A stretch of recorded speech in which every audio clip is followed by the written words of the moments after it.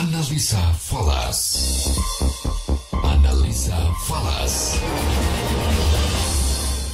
Ya, Analisa Falas kami hadirkan dan kita terhubung dengan Bapak Muhammad Lutfi sore hari ini, Branch Manager PT Kontak Perkasa Future Surabaya. Selamat sore Pak Lutfi. Iya, selamat sore Mbak Mary. Oke, gimana Pak sepanjang hari ini sampai penutupan pergerakan mata uang khususnya untuk rupiah? Apa yang menarik yang menurut Anda ini perlu juga menjadi perhatian dari para investor, para trader juga? Pak Lutfi, silakan. Iya, jadi untuk yang pertama, untuk nilai tukar rupiah sendiri, ini rupiah lagi-lagi tidak ada perlawanan melawan dolar Amerika Serikat hingga penutupan perdagangan Kamis ini, Mbak. Iya. Bahkan sampai penutupan perdagangan hari ini pun rupiah belum menunjukkan tanda-tanda akan bangkit, ya, sehingga beresiko membukukan pelemahan 3 hari beruntun sejak 2 hari kemarin. Dari data definitif, rupiah membuka perdagangan itu dengan melemah 0,14% di 14.310 rupiah per dolar. Setelahnya rupiah melemah hingga 0,24% ke 14.325 rupiah per dolar sampai penutupan perdagangan di hari Kamis ini. Adapun beberapa hal yang mempengaruhi pergerakan rupiah hingga melemah itu ada sentimen-sentimen negatif yang datang dari negara Amerika sendiri, terutama tentang perekonomiannya yang cukup membuat Amerika itu dolarnya cukup perkasa ya belakangan ini. Dari yang pertama rencana tapering the Fed, yang kedua dari US debt ceiling, dan juga peningkatan inflasi Amerika Serikat. Untuk rencana tapering AS sendiri masih mempengaruhi pergerakan rupiah, dan dari domestik itu yang mempengaruhi adalah stabilitas rupiah masih didukung oleh berlanjutnya capital inflow dan menjelang rilis data inflasi September 2021. Selain daripada itu, sentimen negatif juga datang dari negeri Cina ataupun dari negeri tirai bambu yang kita tahu bahwa pemerintah Tiongkok hari ini melaporkan nilai PMI manufaktur bulan September itu turun menjadi 49,6 dari bulan sebelumnya yaitu 50,1. PMI manufaktur negeri tirai bambu ini sudah mengalami penurunan kurang lebih 6 bulan berturut-turut. Kali terakhir mencatat kenaikan pada bulan Maret lalu dengan angka indeks saat itu sebesar 51,9 poin.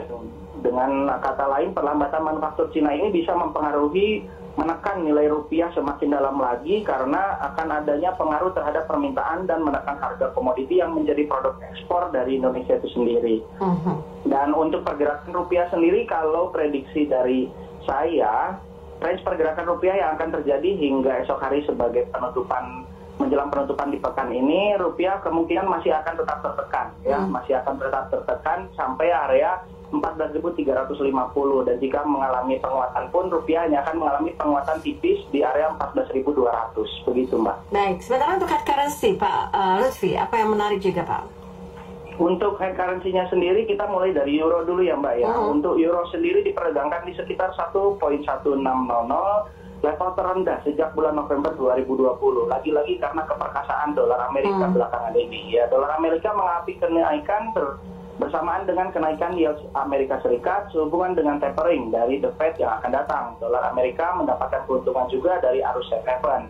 Di Wall Street sendiri mengalami hari yang terburuk sejak bulan Maret yang lalu pada hari Selasa sampai pada hari Rabu kemarin setelah Kepala Federal Reserve Jerome Powell menyatakan keprihatinannya terhadap naiknya inflasi sehingga memberikan pertanda akan melakukan kebijakan moneter yang lebih ketat dalam jangka waktu yang pendek, yaitu di bulan November serta Desember 2021.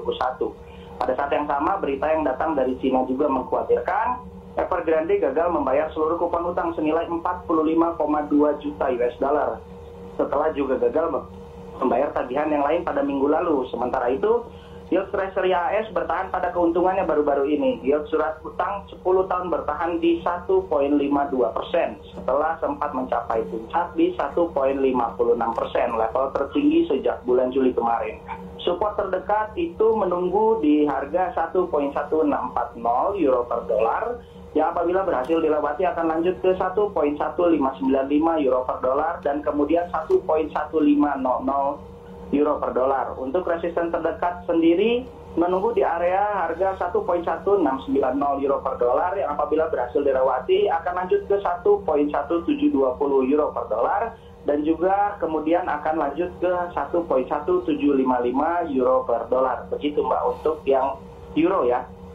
Oke, tapi secara umum mata uang kuat lainnya juga mengalami pelemahan begitu, Pak Lutfi? Secara umum selanjutnya ini ada pound sterling ya. Berita dari pound sterling sendiri itu menguat. Ya, meskipun menguatnya tipis. Pound sterling sendiri menguat 0,24% saja di area 1.3455 pound sterling per US dollar setelah sebelumnya pound sterling sempat terjun, ya kan, sempat terjun di sekitar 1.3530, level terendah dalam 1 minggu kemarin. Namun kekhawatiran tetap masih ada karena memang dolar Amerikanya tetap masih perkasa dan juga melonjaknya harga gas alam di samping situasi kekurangan bensin di Inggris yang telah berlangsung hampir 1 pekan ini. Dolar safe haven pun mendapat dukungan atas kekhawatiran bahwa The Fed akan mulai mengurangi pembelian aset ataupun tapering off itu sendiri dalam periode pertumbuhan ekonomi global yang melambat dan inflasi yang terus-menerus tinggi. Dolar juga mendapat dorongan karena kebutuhan atas plafon utang AS yang mengancam untuk menutup operasional pemerintah yang terus berlanjut.